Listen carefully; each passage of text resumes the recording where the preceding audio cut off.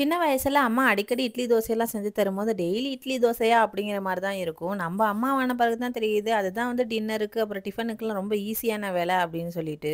மாவு தீர்ந்து போய் 3 நாள் ஆச்சு, ஊற வைக்கவே இல்ல. சரி இன்னைக்கு வந்து ஊற வச்சே ஆகணும் அப்படின்னு சொல்லிட்டு காலையில மாவுக்கு ஊற வச்சுட்டு மட்டன் வாங்கிட்டு வந்தாங்க. அதான் வந்து குழம்பு பண்ணியிருந்தேன். குழம்பு செய்யறதுக்கு குக்கர்ல எண்ணெய் ஊத்திட்டு சோம்பு, ஸ்பைசஸ் எல்லாம் சேர்த்துட்டு 2 பெரிய வெங்காயத்த அரைச்சு சேர்த்துக்கிறேன். அது கூடவே 1 1/2 டீஸ்பூன் இஞ்சி பூண்டு பேஸ்ட், 2 பச்சை மிளகா, 2 தக்காளிய அரைச்சு சேர்த்துக்கிட்டு, இப்ப மசாலா எல்லாமே சேர்த்துக்கலாம். மசாலா எல்லாமே ஸ்க்ரீன்ல குடுத்துருக்கேன். மசாலா நல்லா வதங்கினோடே நம்ம கழுவி வச்சிருக்க மட்டன், அது கூட உப்பு, கொஞ்சமா தயிர் சேர்த்து நல்லா கலந்துட்டு ஒரு 2 நிமிஷத்துக்கு அது வந்து அப்படியே இருக்கட்டும். இப்ப மிக்ஸி ஜார்ல தேங்காய், சோம்பு, கசகசா, முந்திரி பருப்பு சேர்த்து ஃபைன் பேஸ்ட்டா அரைச்சு எடுத்து வச்சுக்கலாம். இப்ப மட்டன்ல ஒரே ஒரு உருளைக்கிழங்கு கட் பண்ணி சேர்த்துக்கிறேன். அது கூடயே நம்ம அரைச்சு வச்சிருக்க பேஸ்ட்டு, தேவையான அளவு தண்ணி, கொத்தமல்லி, புதினா சேர்த்து ஒரு 4 விசில் வந்து விட்டு எடுத்துக்கலாம். உருளைக்கிழங்கு கறியோட சேர்த்து போடுறனால கொஞ்சம் பெருசு பெருசா கட் பண்ணி சேர்த்துக்கிட்டீங்க அப்படின்னா ரொம்ப வந்து குலைவா வெந்து வராது. விசில் போனதுக்கு அப்புறம் குக்கர் ஓபன் பண்ணி பாருங்க. சும்மா கம கமன்னு குழம்பு சூப்பரா வந்து ரெடியா இருக்கும். நைட்டுக்கும் இதே சப்பாத்தியோட வச்சு ஓட்டிற வேண்டியதுதான்.